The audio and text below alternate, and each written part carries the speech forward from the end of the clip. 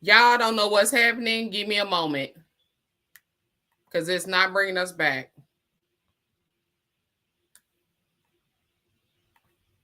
What the heck? Wow.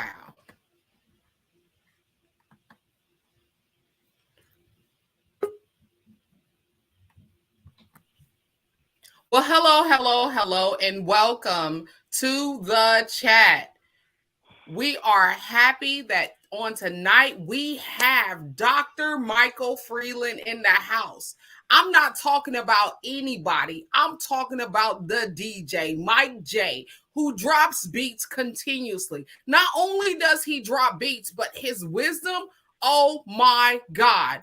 You are in a place right now to be graced with the presence of someone who understands what resilience truly is. Dr. Freeland, how are you today, sir? Thank you so much. Thank you so much for having me. I'm blessed on this evening. And again, this platform is amazing. And thank you for just giving me the opportunity to just grace this moment with you guys. Thank you so much. Oh, you are so welcome. And then you got to understand that my girl, Ebony Saunders, is in the house. Like my guy says, he says the girl that wears the pearls and all, she's kind of fly. That's my girl. That's kind of fly. What it do, Ebony? Good evening, everyone. That smile is gorgeous. Now we're running over here to Tokyo. What it do, bodybuilder? Come on, get in shape, not only in the flesh, but in the mind. What's this place? What's going on, baby? Good evening. Good to be here around beautiful people with brilliant minds. Excited. And let me tell you about one more person. We know our other co-host, the Prince, Michael, is on the move right now. And when he gets settled, he is tapping into this groove. So I need you all to stay ready so you don't got to get ready. Now, Dr. Michael Freeland, come on and lead us in with why we are here today. And let them know what it is that we're discussing that impacts our mental health in this state and time in our lives. Thank you so much. It appears that right now what we have going on is what we know is what we call the mental Real-Of-Sate of what? Of your mind. And today is no different. Every day we have an opportunity to get together and share about interests of our own minds. Now, when I talk about mental Real-Of-Sate of your mind, I'm talking about the estate that we own within these two ears. The only part right now that we know that God has always given us is something that is special, and it's something that we must use to the fullest extent of why it is given, because a lot of times we are always wanting to see how we can flourish the ideas that we are given. But you know what? The only way to understand how you can grow is to understand exactly who you are and why you're here. Not only the fact of why you're here, what are you doing while you're here? And whose lives are you sent to impact? This is the power of mental Real-Of-Sate, guys, because what we do is collectively get together and we share ideas. Not only do we share ideas, but we help one another to develop. Because listen, I say this all the time, that there are positive and negative contributors to your mindset, your mental Real-Of-Sate. So when I talk about the whole Real-Of-Sate, let me give you this breakdown. Now, I got to give it to you in layman's terms, because a lot of times what we don't understand is when I say mental Real-Of-Sate, what do you think of? You think of a home, right? Okay, so we got this house, and I've said this before, but I'm going to say this for new listeners on tonight, is that when you have property, you have what? You have the property pins, you have your boundary lines, you have your home, you have everything that is within those confines of your house, right? Okay, now, what happens from there? How do you treat your home? You like nice cars? Do you like a picket fence? Do you like a garden? Do you like to have nice furniture inside? Oh my gosh, do you like to have, I already know when it comes to the ladies, they take care of the home, so they're going to have some nice furniture. But what do you like when it comes to your pets, your animals? All of these things, when you have your trash cans, you have them set up on a certain side of the house, right? Of course, guess what? But that's your property. And when it comes to your property, you do what? You take care of your property. Now, when we're talking about your mental Real-Of-Sate of your mind, we're talking about the estate inside here. the part that belongs between the ears, the brain that God has given us, and the thoughts and the ideas that were created based off of your mental real of state. Now, when we're talking about this, let me help you understand something. The same way that you take care of your natural property is the same way that we take care of the mindset, the same way that we take care of the ideas. Now, isn't it something how we allow sometimes some people to get into our thoughts from a natural perspective? They do things that cause us to what? Think. They trigger us in ways that helps us to what? Think. And when they do, now this is why I say there are positive and negative contributors to your mindset. Because if I come to you with all of the things that I'm dealing with, and all I do is sit around all day and I talk to you about all of the negativity that has existed in my life, guess what that's going to do to you? One, it's either going to cause you to buy into what I'm talking about. Two, it's going to cause you to respond to what you hear. Or three, it's going to cause you to back away and find your other peace of mind. Now, when I say that, it sounds so simple. But like I said, living this life is a little bit harder than we always can imagine. So can you imagine when you get some news like this from somebody that you love? Tragic news that happens all the time. But what happens is when we get this information, we collect this data and we put this data where? Right here in our mental real estate. Now, if I hold on to these things, we know what's going to happen. I'm going to feel the same way the other person that has just described everything to me feels. I'm going to adopt a philosophy in which they say, hey, I can't stand this person. They get on my nerves. Guess what? I can't stand them either. You see how mental real estate works? Let me help you understand something. They usually say, hang around with like-minded people. Why do they tell you that? There's a reason. Positive and negative contributors to your mental real estate. When they tell you to hang around like-minded people, what that means for you is understand the thoughts that you have, understand the ideas that you have, understand where you're trying to go, why you're trying to go there, and what is it going to take to get there. Now, we know that there's so many people in the world that may or may not be good for us, positive and negative contributors to your mental real estate. And when they're positive for you, guess what they will do? They will back you, they will support you, they will help you with your vision, and they will help you along the way, and they will actually nurture your ideas.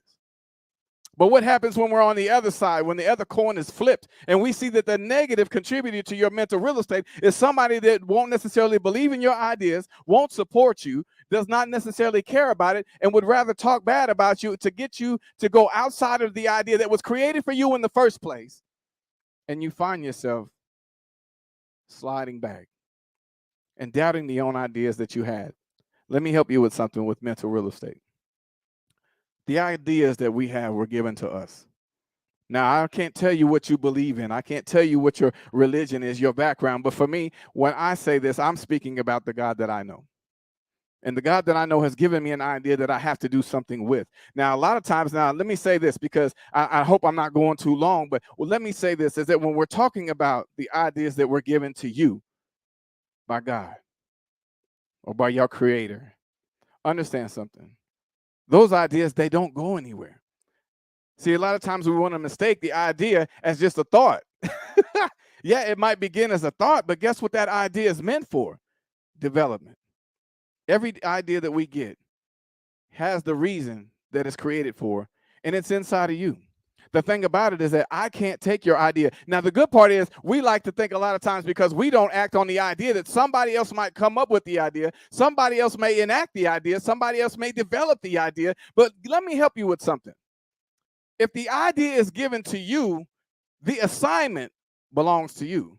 Now, because you say somebody else might develop the idea, somebody else may flourish the idea, have the idea, somebody else may decide to do something with the idea. But what you don't get is that in mental real estate, I said, it's your assignment. And see, in your assignment, there are people attached to that assignment. There are people attached to what you're thinking. There are people attached to what you're going through. And there are people attached to the ideas that God has given you. So a lot of times it's just like that plant. I'm not a green thumb. I'll tell you that right now. Because I cannot grow a plant to save my life. But one thing I do know, that if I put a plant in this house, it becomes my responsibility. Mental real of state. What comes into your world, what comes into your thoughts, you have an obligation to see through the mind's eye. You have an obligation to understand more about yourself. Now, I'm giving you all of these things because I want you to understand something. Not only do we want you to understand more about yourself, but why do we do this? What is the grand scheme of this? What is the whole plot to why I want you to grow and develop your mental real estate? And how do I want you to use this? Because I know what people would say sometimes is, okay, I got it now. Once I have it, what do you really want me to do and expect me to do with this? This is why we come into mental real estate, because the true power of mental real estate is understanding how to contribute to the lives of others.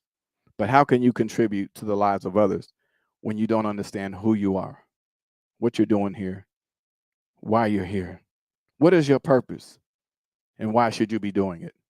When we're talking about mental real estate, guys, I want to enlighten some people today, because this is really powerful, strong work. And it's not just work. What I'm saying is it's a life experience. It's a life change. And people go through this on a daily basis. Mental real estate is living. It's what I tell people all the time. And it has proven itself to be true. And the thing about mental real estate that I love so much is that it's not just my perspective. The perspective belongs to you. The perspective belongs into the ideas that were created for you. Now, what will you do with the ideas that you have? Would you decide rather to just take the ideas and run with them? Or would you rather reach back and find somebody that can come along this journey with you? The power of mental real estate, guys. I'm sorry, this is Dr. Michael Freeland. I get so wound up into the mental real estate thing that I wanted to make sure that I share and make this clear to you guys. This is not just a meeting. And what this platform is created for is the ideas to flourish, to have the conversations. And that right there helps the mental real estate drive, to begin the conversations. Because just as we think that we understand life in one sense, we understand the perspective of what we know. And that's the thing about living this life, is that someone will teach you a lot of things growing up. And guess what you have? That perspective. And when you have that perspective, that's the perspective that you will believe going forward in your life. But do you also know that there's other perspectives in life? That doesn't necessarily mean that the one that you have is bad. But what it does mean is that there's another way to look at things. You know, it's something how I could take a pair of glasses, you know, and I wear these occasionally because sometimes I got to see what I'm reading. But, you know, there's something about these glasses that when I put these on, it gives me a little bit of a different vision. And we all have glasses in our mental real estate. And when it comes to the vision that you possess, the possession of the glasses that you own in your mental real estate. So you have to see the lens from the inside out, not from the outside in. Let me say that again. You have to see the lens from the inside out, not the outside in, because it doesn't matter how I put these glasses on. Anytime I put these glasses on, the sight is going one directional. From the inside out. See, I can't see anything from the outside without understanding what I'm looking at from where? From within. So when we're talking about your mental real estate, how do you understand what it means for you? How do you understand how to develop your mental real estate? Because people are sick. Let's be honest. I'm not here to pull punches. People are sick. People are dying. People are giving up. People are committing suicide. But you know what? It's not for me to tell them why. But what it is a sense of awareness that what we're doing with mental real estate has a purpose that is created beyond me, and it's created beyond you. And what we do in mental real estate is so much of a factor that you have no idea exactly where this is, where it's going, how it's going to get there, and whose lives it's going to touch. But one thing I know is that I didn't create this platform to come stand here and just have these kind of conversations. There's times where you got to roll the sleeves up. There's times that you got to get yourself a little dirty. There's times you got to hear things that's troubling to hear, and you got to step outside of your own character to understand that it's necessary to have the conversations when you understand what it means to have to change and help somebody understand more about themselves. The sacrifice comes when you put in the work. But the evidence of the sacrifice makes it worth it. When you can see what you do and how it works for them. I didn't say how it works for me, because see, it's not for me to understand how to develop others so I can say, yeah, I did that. Yes, this is amazing. I love seeing these things. It's not about that, guys. What it's about is understanding that the platform, the stage, wherever you are, whatever streets you're walking down, whatever classrooms that you're in, the impact that you feel when you go into a classroom or you're standing out in public and you change lives with somebody else. And sometimes you just have to give a little bit more of yourself, because people want to connect with you, but they can only connect with you when they can understand. Sometimes the journey takes them down the same road that you've been down. But have you ever noticed that someone doesn't have anything to say? They have nothing to say unless they understand that there's a connection between the two of you. There's so much power in this, guys, because a lot of times we say, well, they won't talk to me. They won't say anything. I tried to talk to them, but they won't say anything. Why won't they say anything? It's not that you're giving the wrong answers. You're asking the wrong questions. When we're talking about mental real estate, it has to matter to you before it matters to someone else. Hey, look, I'm Dr. Michael Freeland. I wanted to thank you for the introduction, but I just wanted to take a minute to just shout you guys out, let you know that you're doing amazing, and what we're doing in mental real estate is powerful, and let's keep this thing going. Well, thank you, thank you, thank you. So now we're going to open up the floor to some questions. And I know Ebony already has she already has one. So I'm going to open it up to her first, and then as others have questions, just jump in and ask your questions. So my question is more or less related to the stigma of our culture suppressing the ability to go out and get help for whatever, mental discomfort we're feeling. My question to you would be, as a young child going through the illness that you've been through all the way through adulthood, do you feel like you were raised in an environment where it was okay to say, I need help? And then as a grown adult, or even in between, do you feel like there was a time in your life where something kept you from getting whatever help that you needed, even if it was to just express the pain that you were feeling? Because so many times, especially as a Black man, you guys are supposed to be strong all the time. You're not supposed to break. You're not supposed to, show emotion. You're not supposed to cry. You're not, and God forbid you say, I need to talk to somebody. Did you feel that along the way? Thank you for the question. And the answer to that is, I was born into Milroy's disease without even knowledge of what it was before I ever had it. And so I had to grow up as a child, as a boy.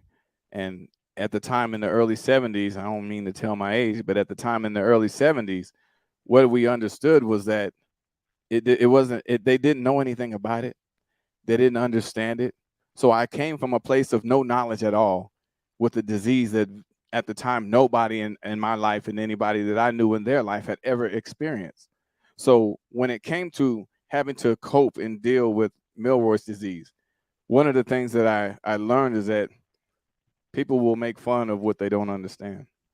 And I have been teased on multiple occasions. Now, it's funny how we can say I've been teased. Listen to that, because it seems like it's a joke to some people when you say tease. Oh, so they made fun of you. But there's something about when people are making fun of you, when they take that stab at your character, at your build, about who you are, why you was created this way. And the thing is, I was more hard on myself about Milroy's disease than anyone, because it was a level of frustration as a child. You just didn't know the sickness.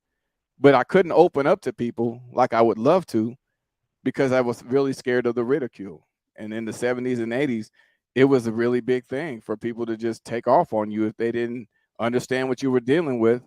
Because let's be honest, for me, I was always around a lot of people who wanted to be funny.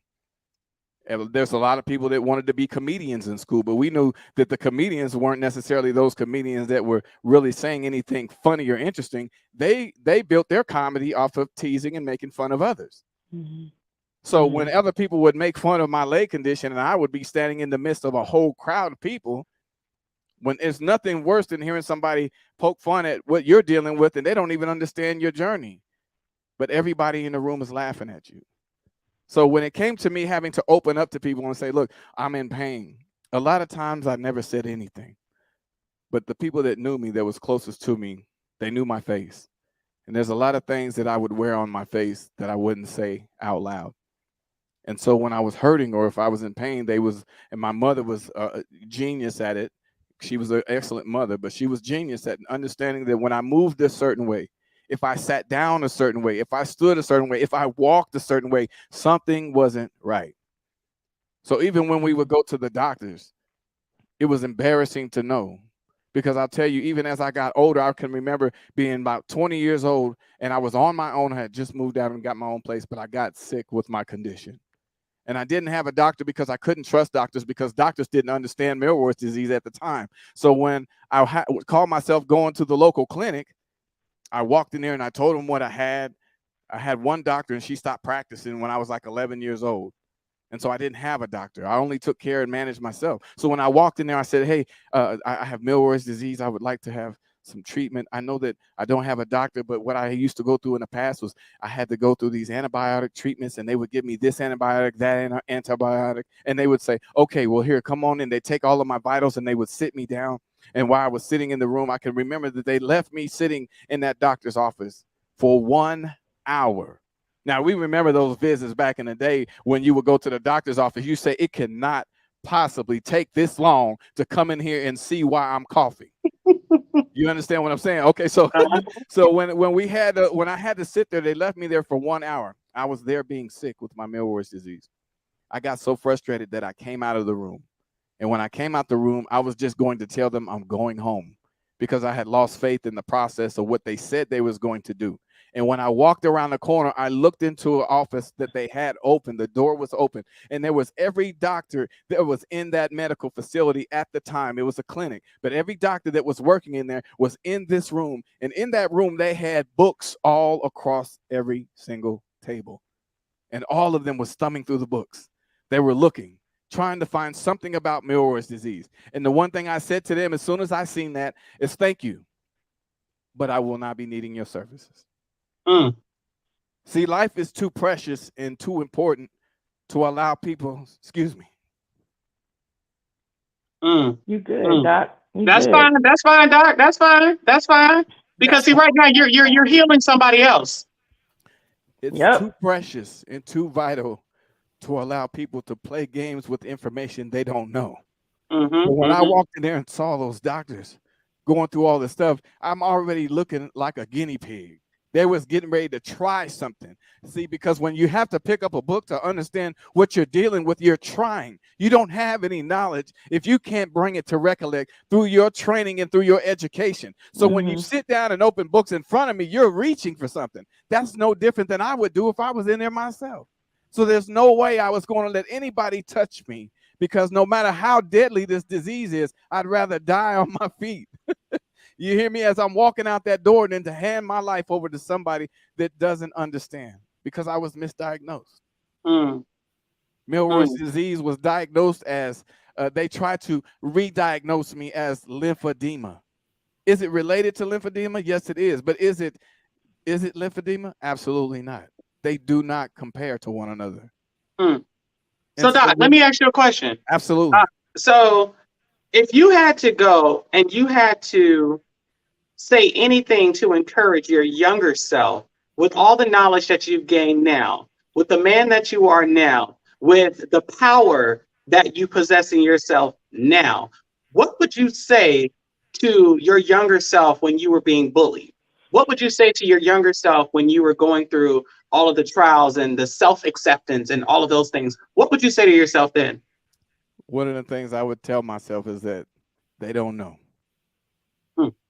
You know, I was a firm believer in the church, and when someone slaps you on one cheek, you give them the other. I was never a guy that wanted to always be challenged to a fight, even though I knew how to defend myself. I was never that guy. So one of the things that I would tell myself is, you know what, it's whatever you're thinking right now will never compare to what your life will shape up to be in another 5 to 10 years.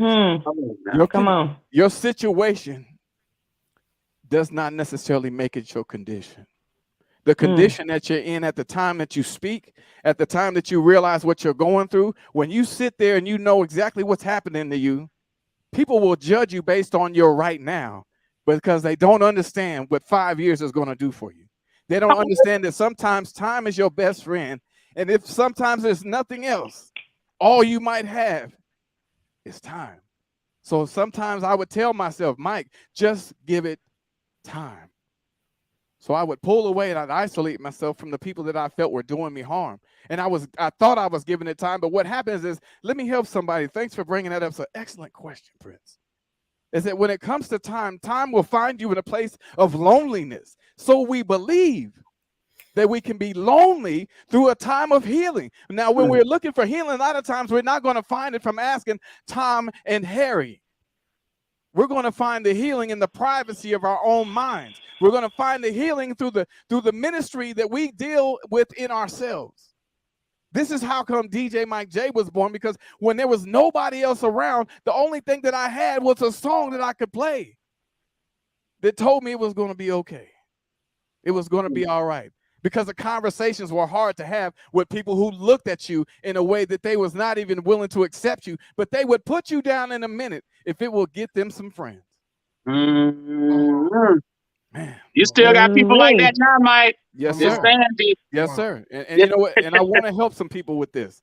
I really want to help some people with this, because friendship, my mother told me something, and it still proves to be true to this day. And if you ever think about it, you would know this to be true yourself. She says, by the time you're grown, you'll be able to count all of your true friends on one hand. Come on now. Come on now. Hey. Now we're talking about true friends. We're not talking about people who want to come around when they see the sun shining in your window, when they see that you have a decent car outside and you can now give them a ride to the store. We're talking about that friend that understand they haven't heard from you in 2 weeks and they need to show up just to check on you to see how you are. Can I get you anything? We're talking about those friends that even though you have a hard time and you may not be speaking like you used to, but they will still get on their knees and pray for you in silence when you don't even know that they're doing it. Man. So, it's good stuff, guys. Thank you so much, man. So, Doc, we're going to dig deeper. Because you got the book out, right? You got the tangible piece of your journey of evidence and tools that people can use.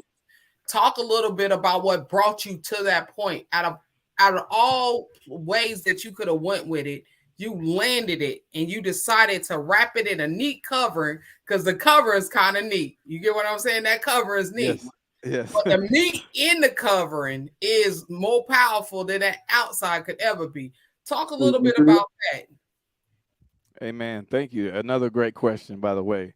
Mental real estate was created. Now, let me say this, because I'm going to enlighten some people, because I have no shame about what God has done in my life. None whatsoever. I see the book. Thank you so much.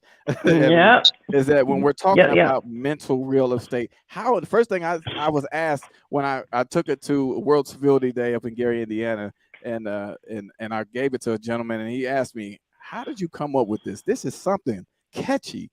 He said, but I like it. I said, well, let me help you understand. Mental real estate. First of all, let's back up to freeing your land. If I said that we're helping you develop your mental real state of your mind, that is the land that you possess. How do we free the land that we possess mentally? By developing your mental real estate. Not only that, now that's something, because people say, well, that looks like that's just your last name. Guess what it is? But you know what? How did I live 50 years for God to reveal to me that this was going to be a life-changing, altering situation that's going from country to country, that is changing lives and children, adults, penitentiary folks, retired folks in the communities all over the place, just because my last name was Freeland. Come on, hold on, Mike. Hold on, Mike. Listen, the ambassador and Sir and King Clyde Rivers said with Dr. Michael Freeland, all lands must go free. And I took that to make it a personal vision of mine, that when I go somewhere, I give them something they can free themselves with. See, and that's what I say about developing your mental real estate. But how I got to this, let me give it to you. This is going to be good. Give it to us raw. Give it to us raw, straight, no chaser. I was working at a small town in Kansas, down south. And I was sitting there with the idea after the ambassador, when we was in Uganda visiting the king. He says, you need a book, Mike. I said, I don't need no book. I don't want no book. I ain't never wrote no book before. He says, you need a book. I said, I don't know. I said, listen, I don't need no book. He said, ask God for a book and he's going to give it to you. So I said, okay. So I was down in south in Sedan, Kansas. They might have a population of 500 people. And I was staying in this little hotel room. There was nothing more than a bed, a chair, and there was a small TV on the chair and a bathroom on the side of the wall. And while I was in that room, I said, I'm going to try to write this book.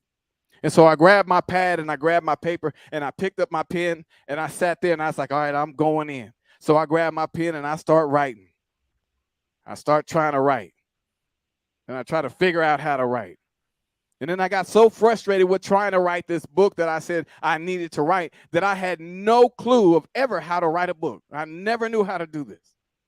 And I began to get so frustrated with trying to write that book that I had the pen in my hand. And there was no one in the room but me. So I took the pen and I threw it across the room. And I was done. I paced around the room. I couldn't figure this out. I was so frustrated and mad at myself.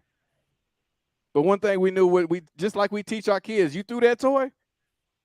Go get it. So I had to go over and I had to pick that pen up. And when I picked that pen up, let me show you what I did. I picked the pen up and I held on to it. And then I lifted my hands up and I looked up. And I said, okay, God. And I was as frustrated as I've ever been in my life. I said, okay, God, if you want this book, you write this book. I'll give you everything I have, but you write this book. I will be your instrument. You give it to me now, and I will write everything that you say to get this book done. And as soon as I made that prayer, the downloads began to come. The downloads began to come. How did I understand mental real estate? Now, let me tell you this. It was created pre-pandemic. The pandemic began, what I believe, in March, late March. Mm-hmm. The book was written and was to its completion by the time the pandemic had even started. So while I was sitting there writing the book, everything came to me, one chapter to the next chapter. And it was so good. The only person who had any involvement with this book was King Clyde Rivers himself. So he knew the evidence of what God was doing. Now he said, Mike, I know that I've done so many thousands of people I've worked with to help them develop their books, their curriculums, to help them. He says, but there's something about what you're doing. I cannot touch it. Every time I wrote something and I read it to him, I said, what do you think, Doc? He says, don't touch it. That's God. Leave it alone. And so what happened was, as I kept doing this, everything happened. And how did I know? Because I tested it. And let me tell you what I did. When I tested it, there was a night that I was up writing. It was late at night, and I had to get up about 5:30 in the morning to get ready for work. And I was just trying to get this chapter done. And I said, I'm going to stop right here. This is enough. So I put it down, and I decided I'm going to go back and I'm going to finish this before I do anything else. Let me finish this, then I'll go to bed. So when I picked up the pen and I picked up the paper and I began to put my hands on the paper again, and I was ready to start writing, all of my ideas were gone.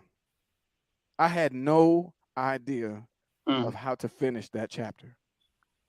All of my thoughts that I wanted to say left me. And once they left me, I didn't get them back until he said I could. So once he gave it to me, I put everything down. Mental Real-Of-Sate was God-given, God-driven, God-motivated. But you know what? It's a life lesson because I had to learn it through the development of it. But let me help some people to understand. And I don't say this often, but this is a good show. I gotta let it be known. When it comes to mental real estate, a lot of times we look at books, we say, okay, now I know how many times did you have to write this? How much editing did you have to go through? And who helped you finish this book? Who wrote this? Who did that for you? But the power of mental real estate is this. With every word that was in that book, that's in that book right now, every single word, with just the punctuation, occasional correction of a punctuation or a capital letter, every single word in that book was only written one time. Only written one time. I didn't have to edit it. And once I wrote it, I let it go. And and when I created this, I knew that this was something that was going to help people. I prayed, I gave it to God because I asked him for it. It belongs to him. I give it the engine that it needs to keep driving. But when it comes to mental real estate and how to understand what it's created for, when God gives you something, your operation is simple. He's going to bring all the tools you need. Just get in the operating room and you get the work done. So what I've done with this is something that helps me to understand there's more about life itself than what I think and what I believe. And so with mental real estate, I hope I'm answering your questions, but with mental real estate, it was developed for the people, not for me. And this is why I knew that when I created this, and I still believe it wholeheartedly, that mental real estate is going to outlive me. It's going to outlive you. Mental real estate is not going anywhere. Everything that I'm doing is only developing more of mental real estate to continue to build into the ideas of other people. And you know what? It's not me that's going to help mental real estate continue on. It's all of you. And everyone that you become connected with is going to be infectious to them. Every person that I've come across with mental real estate has said, there's something about this that I like. And it's not the fact that I don't need to take the glory. I don't need to take the shine. All I need to do is help lead you to understand, listen, there's water over here. It's fresh. If you want some, please come and get it because I have it for you. And if you would partake of a little bit of this mental real estate thing, there's so much more that you know that you could offer to someone else. How many times have you set yourself down and said, you know what, I can't do this. I'm tired. I tried it.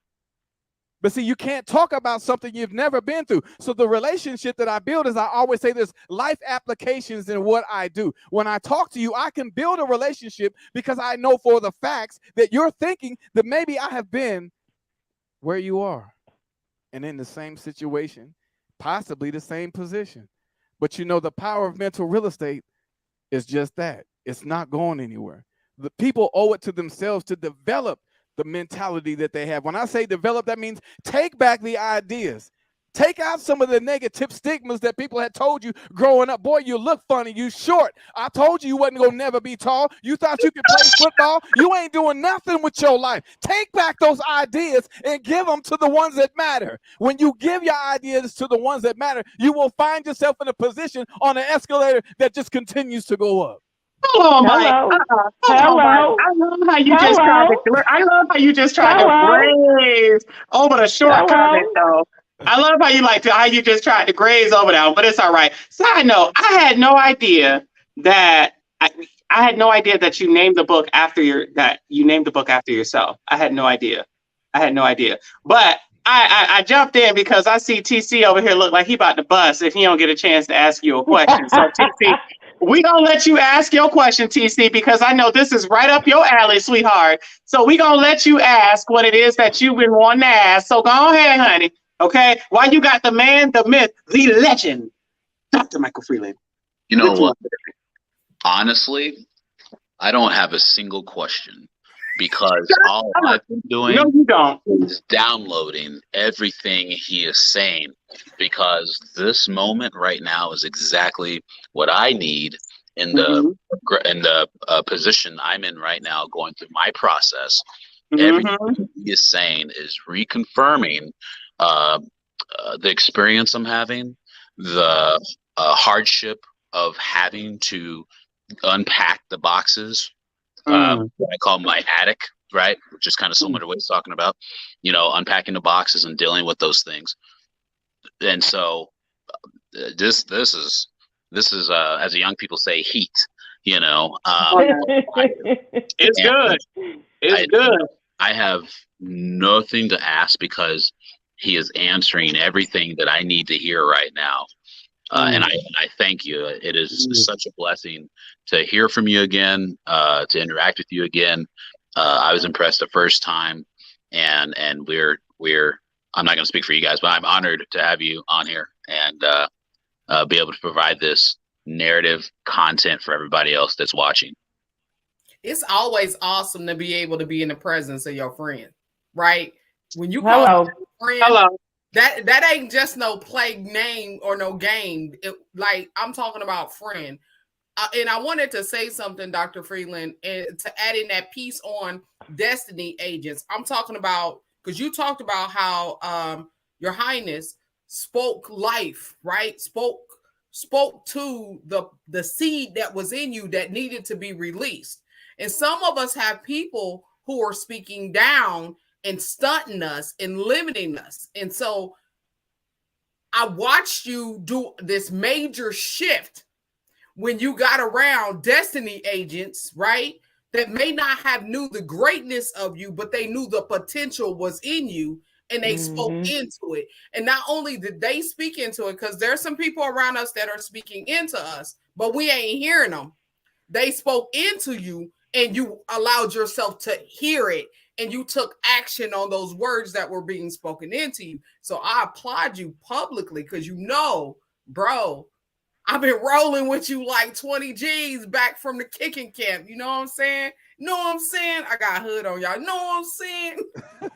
I love it. And you're absolutely right. But this is why I love it, because just as I said earlier, how you can build relationships through the music, and I had to do that because I didn't have anybody else. I didn't have those people that were telling me these things that I could do. I heard all the negative things. I mean, every time that I look at my leg, I remember the whole conversation when the doctors wanted to amputate it because I had a fever of 107 degrees and they couldn't get it down. And they said, if they can't get it down, they got to amputate it. I was in Edwards Air Force Base, California, in the hospital when the doctors told my father that, and I was sitting right there, and my dad was contemplating letting it happen. I remember being that little boy just crying so much. But when it comes to the mental real estate piece, at some point, you have to get to yourself. I'm not telling you must or you should. At some point in your life, you have to get to yourself, because like it or not, you will find yourself with yourself. And when you do that, this is where mental real estate comes to help that shift. When other people don't believe in you, when other people don't say the things that you think that you need to hear, when other people don't show you the gratitude that you feel that you need to have, you find something on the inside that says, why am I still standing here? See, because I had to ask myself that question also. There was a time where I was sitting, I was in wheelchairs and they was pushing me around. I could remember because the pain was so excruciating. And I've said it before that when it hurt so bad, I could stand up, but I couldn't sit down. And if I was sitting down, I couldn't stand up. If I was laying down, I couldn't sit up. But if I was sitting up, I couldn't lay down. Every bit of pain that I was going through was like actual pulses of muscle spasms throughout my entire body. So no matter what position I was in, I always had to stay there. And if I moved, it was excruciating. So I had to, could you give me just a second? I need to get some Kleenex because I'm lit right now. Give me just a second. I'll be right back. Go ahead. Yeah, sure. Go ahead. So why he going to get the tissue, y'all? Okay. Because honestly, I don't know what, like, I know when y'all hear this, when this airs, y'all probably gonna want to get some tissue too. Okay. That way you got enough tissue so you can blot your tears. Okay. If you like me and wear a face, I ain't got it on the night, but I'm just saying. But this man is on fire tonight. Man. Thank you guys. I appreciate all of you, and thank you for doing the amazing work that you're doing to continue to add value to our people. And when I say our people, I'm not just talking about people of color. I'm talking about God's people. Everyone that was created for this earth that's here today that has anything to do with what you're doing, they are blessed just from being a part of it. So thank you guys for everything that you do. And so for how we continue to develop our mental real estate. There's so many perspectives that people need to understand when it comes to that, because it's not just about what is said. It's not just about what is heard. It's not just about what you feel. It's not just about what you see. There's some things that's about what you do. Taking action, there's never anything wrong with taking action. I've always said these things to people, that the benefits of doing something, I always said that is greater than the reward for doing nothing. Can you imagine where life would be if we decided one day that, hey, I'm tired, I'm done, there's nothing left for me to do? We leave assignments on the table every time that we walk. Every time that we come in contact with somebody and we walk away from them and we like, I thought I was going to say something. It can wait till next time. But let me help somebody today. What if there is no next time? What if your assignment was standing in front of you and you was charged with that one word that hung in the balance of your tongue and you said nothing? What if that one auntie or uncle, what if that cousin, that best friend who you had an opportunity to just say, brother, let me talk to you for a minute. Or listen, let me make this simple for you. Let's go out and have a cup of coffee. If you never asked or invited that person and you walked away from them and found out that down the street they had been shot dead. The difference of life in the power of life and death is in the tongue. And what we say adds life or it contracts life if we choose not to use what we've been given. I'm not telling you that people will fail because you don't speak, but I'm saying you never know the influence that you create when you do. So we have to continue to develop the mental real estate, the minds of others, because amazing work is being done with it. But you know what I love about this more than anything is that the people are now beginning to take ownership of mental real estate, and they're willing to speak when it comes to that. I'm sorry, go ahead. I just, because our time, we're going to wrap up time, but I need you to throw out the event that's coming up this year, because you said take action. Come on. People are Come on. And I don't need us to walk out of this space. We got less than 4 minutes to kick this off. I don't need us to walk out of this space without you saying, boom, invite them, because you said you got to invite them. So, boom, doctor, invite them. Okay, listen, this is your man, DJ Mike J, right now, rocking with this guy, Hey. Dr. Freeland. And what we got coming up is August 20th, this 2022. We're going to be in Kansas City at the Hilton Airport, straight across from the KCI. And you can get your tickets, and guess what? Get your shuttle and get right over to the event without even having to worry about transportation. What I'm talking about is just that. We got powerhouse speakers from across the country that are going to show up, not just to show up, but they're coming to help make a difference and a change in your life. And guess what we're going to do? We're going to show out together, because there's no other way when it comes to mental real estate that you can break this thing down without understanding there is a life change, a transformation that is coming your way. So August 20th, this 2022, see us in Kansas City. The event, right, is lit. It's ready to go. The links will be there. Get your tickets, and I can't wait to see you all in Kansas City at the Hilton Airport, right across from KCI. It's gonna be live, y'all. We'll talk to you soon. Hey. Thank you. Hey.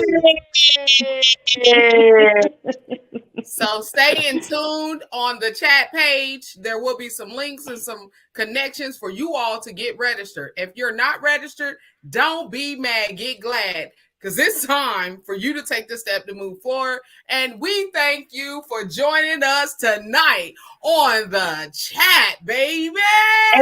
Yes.